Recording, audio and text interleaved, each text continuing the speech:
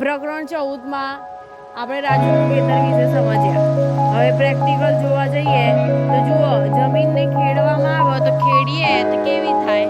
તમે નીચે જોઈ શકો છો, જમીન નરમ અને પોચી બની છે। આ દેખાય છે નરમ અને પોચી બધી બાજુ। આ ખેતરમાં ખેડવામાં આવે તો જમીન નરમ અને પોચી બની જાય છે, આવી રીતે નરમ અને પોચી। અને